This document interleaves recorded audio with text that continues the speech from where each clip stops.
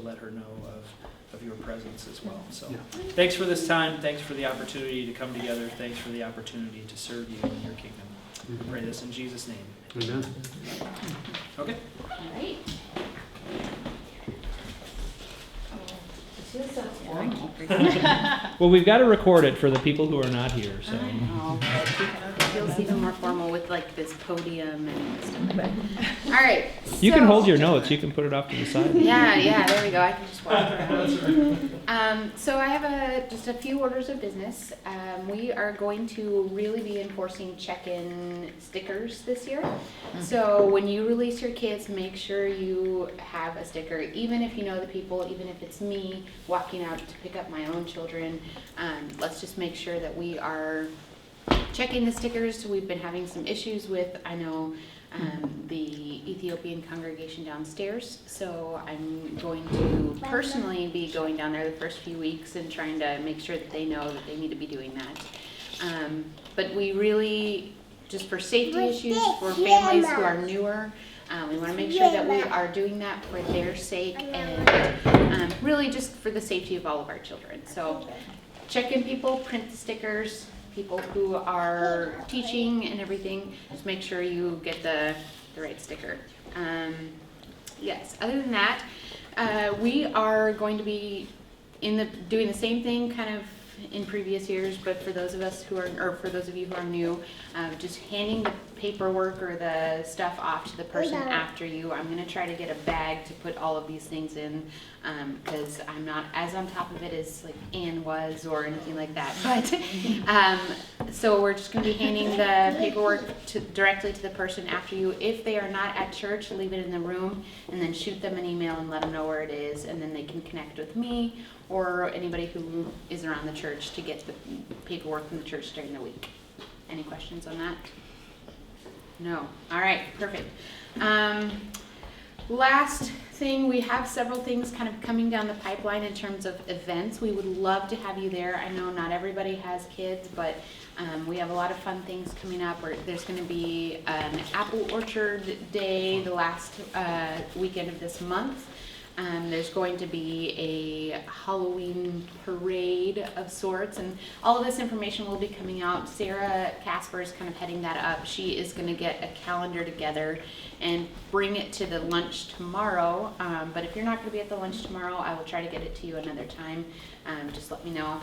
I'll be at the lunch tomorrow, so if I don't see you, I'll find you and get you that calendar. But You will. I will. I am very determined about this. So we will be doing those fun things. It'll be a lot of fun to kind of connect with the families, but then also just great to have you guys there to say, hey, the parents get to know you now instead of just being, the kids know you. So that's kind of the plan for that. And I'm also going to create a Meet the Teacher board tonight with everybody's pictures. Thank you, Walgreens 1 hour photo. I'm going to be printing your photos today. But it doesn't have to be anything formal. It's not going to be up for the rest of the year or anything like that, but just kind of to get the parents and allow the kids to kind of get to know you before they come in. Mostly for, newer families that might come into the church. Just a chance for them to kind of get to know you a little bit. I will be asking you guys to just write down your answers to a couple of questions to kind of give me something. They're silly questions, some of them, and some of them are, like what would you like to be called? So just general questions like that. Any questions from you guys to me about logistics or things of that nature? No, you guys are amazing.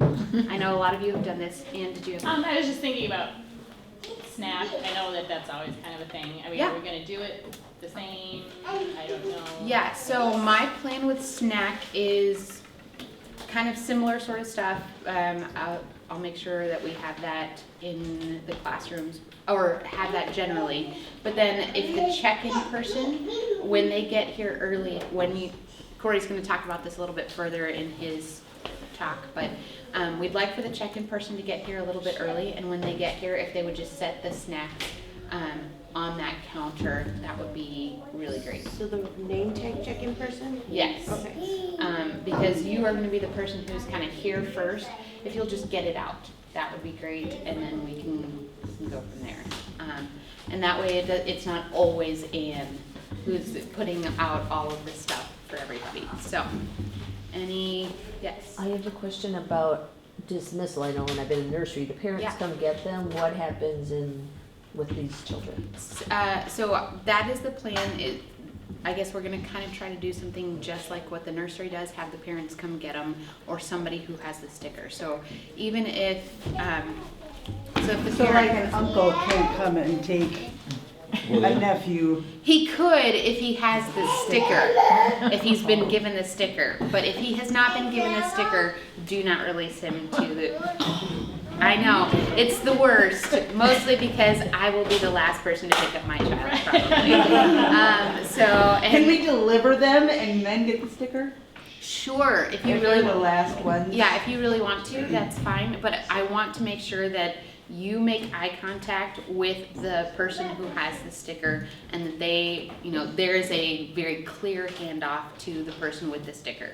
Because we want to keep those kids safe. There have been a couple of issues of kids just, who have been picked up by other kids, and then they run out to the street and do things like that. So we want to make sure we get them to an adult and not just another bigger sibling or friend or et cetera, et So cetera. I think, especially for the older kids probably, I think we'll need to talk to, Yes.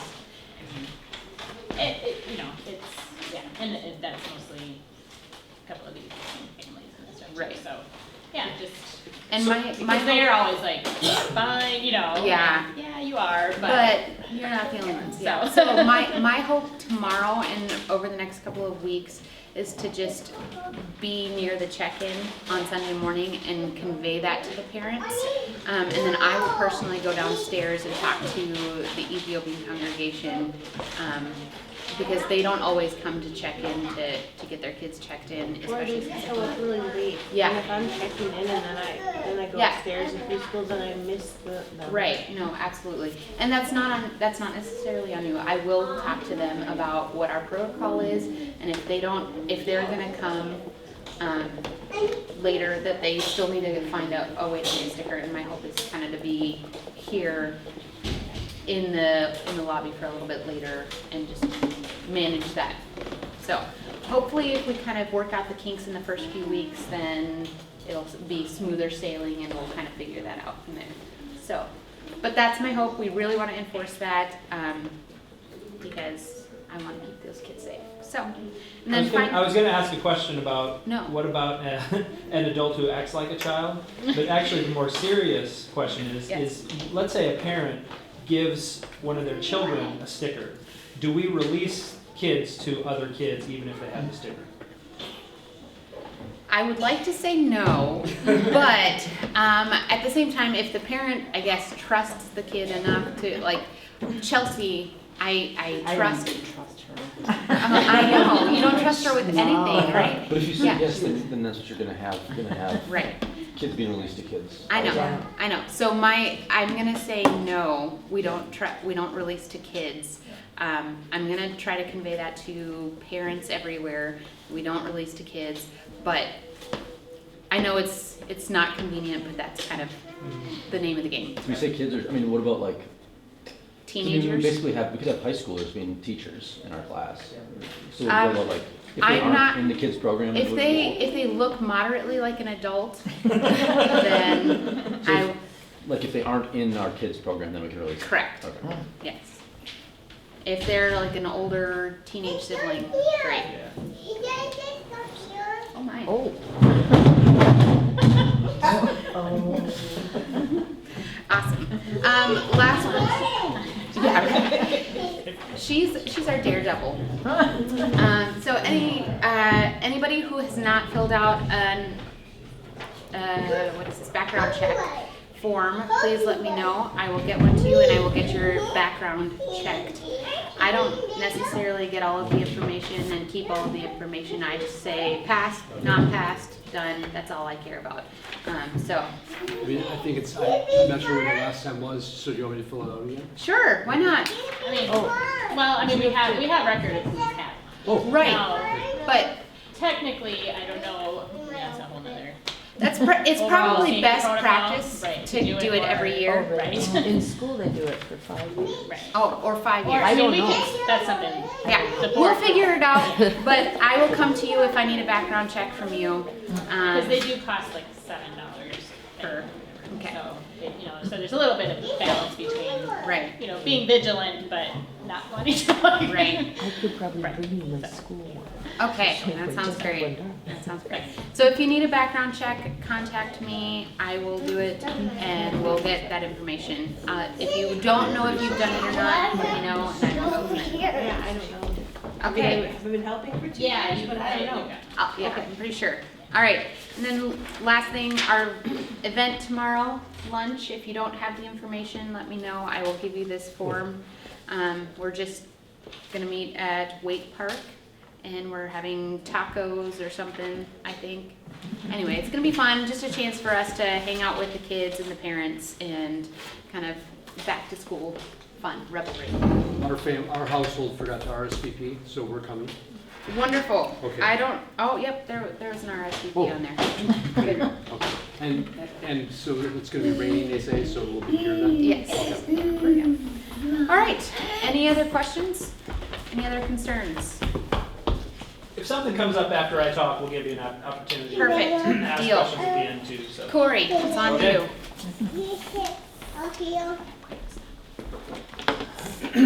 All right. Well, like I said, what I want to do today is I just want to talk a little bit about sort of culture and vision of kids ministry, and we've been talking about that a lot lately in many different areas. We're talking about culture of the church. We're going to be talking about leadership culture. What are the practices of leaders within the church, and so today I want to talk a little bit about children's ministry culture.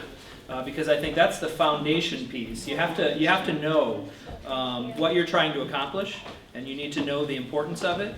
And then from that flow the behaviors that we all do, I guess, out of what we believe about children's ministry and what is our position, what we're trying to accomplish. And so that's what we're going to do. I've said probably for the last couple of years that I think children's ministry now and in the future is going to become more and more critical in the church because 30 years ago, 40 years ago, you could count on people in general society, you could count on, the world, in essence, at least helping somewhat. You would have teachers who had a biblical worldview, you had, TV. It wasn't always great, but at least there would be some general agreement on moral principles and things like that. And those days are gone. And so wherever your kids are, at best, the society is going to be neutral toward Christian teachings, and at worst, it's going to be hostile to them. And so we have to make sure that in the church we are doing an excellent job of discipling our kids, because they are continually, if they're in public schools or just watching TV or whatever, they're being discipled into something else.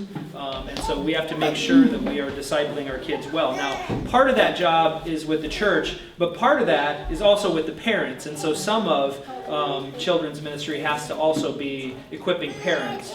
And so we'll work on that as well over time.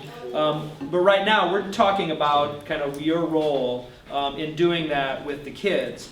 And I know that we talked about a couple of years ago about hiring a children's pastor, and it didn't work out that first year because our candidate fell through and weren't able to find others. And it probably was okay because I think really financially that would have been very ambitious for us. And so we're not in a place, and even this year, we're not in a place financially where we would be able to do that. Now, hopefully that will change at some point. That's something that's still on the radar, all right? But I want you to know that I believe that we can have an excellent children's ministry even without a paid staff leading it. I really do believe that. And so I wanted to just sort of brainstorm real quick. What would you say are, what does an excellent kids ministry look like? What does it look like? When you're involved in it, how would you describe an excellent kids ministry?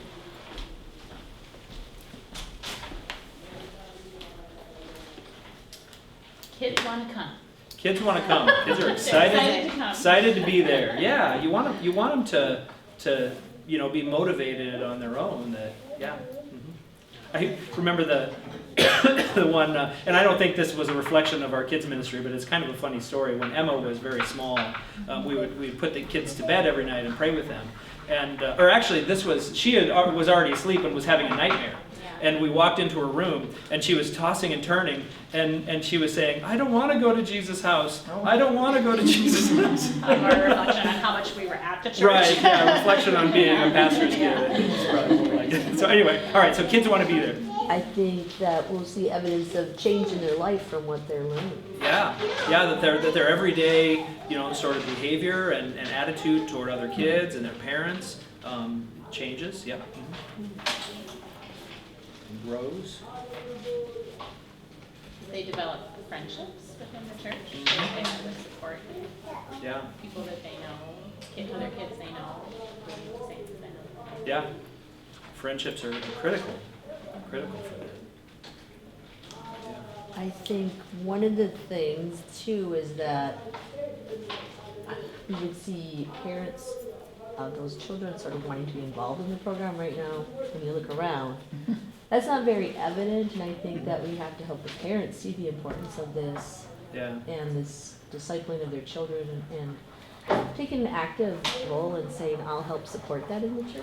Yeah. Not just say someone else can do it. Mm-hmm. Yeah, to draw parents in Right. and continually communicate the importance of them being involved in their own kids' discipleship. Yeah. And that's where I think a paid staff would be helpful in that. I think that probably is the biggest area where it would be, but that doesn't mean that we can't facilitate that in the church. And in fact, one of the downsides to having a staff member dedicated to any particular thing is that people have the attitude, well, that staff person will do it. They'll take care of it, so then I don't have to. But we're not in that position right now, and so I think it's okay. I think we need to, just take ownership of it and say, operate by, the principles, to understand the importance of the task that we have ahead, and take it very seriously. Yeah. Okay. Anything else? I think consistency. I mean, Consistency, yeah. But just in what we're doing in terms of having an approach and then employing it for a while. Yeah. And really being able to. Yeah, consistent approach. Yeah. Maybe teach the full amount of the Bible to the kids that we need to. Yeah. And Yeah. then also. The kids have to be comfortable with you too. I mean, Right. I've had someone come up and just run and give me a big hug. So they have to be comfortable with you as a teacher. There Yeah. has to be a relationship. Right. I mean, you have to show them that you really love them, you're glad they're there, and be excited yourself. Yeah. Not just try to get the kids excited. You have to be excited. Yeah. And it's difficult sometimes when you're up there with those preschool. Well, our kids are sometimes that way too. Yeah. So I mean, there's a mindset that you have to have to not allow the emotions or the wildness of the kids determine your behavior. Right. That you'll behave the same regardless of how they're acting, and they're.